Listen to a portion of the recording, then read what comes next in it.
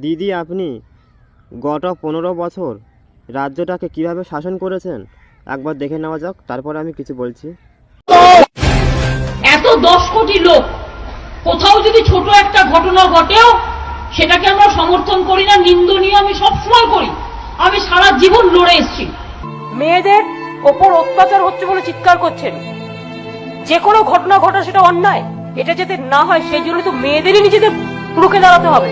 টোটালটাই সাজিয়ে তোলা, পরিকল্পনা করে সাজিয়ে চিৎকার করা, বলছে রেপ রেপ করে চিৎকার কর, যেন মনে হচ্ছে এটা যেন রাজ্যের ভাবমূর্তি সুন্দর হবে। কেউ তার কাজ নেই, টিআরপি রেট বাড়ানোর জন্য এগুলো করে বেড়াচ্ছে। দিন মানুষ কোথায় আনন্দ করবে, একটু মহালয়ের গান শুনবে, জীবনটাকে উপভোগ করবে, তা না সকাল থেকে একটা ঘটনা ঘটলেই সেটাকে নিয়ে দেখাচ্ছে বারবার। সেটা যে 10 কোটি লোকের মধ্যে একটা ছোট্ট ঘটনা, এটা কোনো ন্যূনতম ঘটনাও হতে পারে না, কিন্তু মানুষের জীবনটাকে একটা বিষাক্ত করে দিচ্ছে।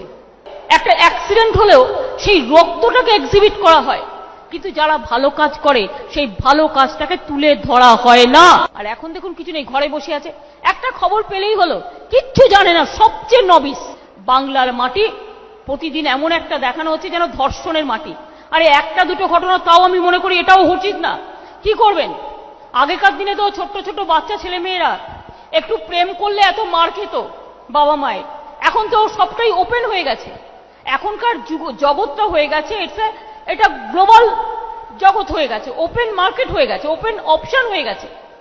মানুষের আজকে কোনো বাধা নয়, সবাই যে যার মতো করছে, কাজ করছে, খাচ্ছে দাচ্ছে ঘুরছে, অনেক খাটতে হচ্ছে, টেনশন আছে, তাদের জগৎটা তাদের মতো করতে দিন।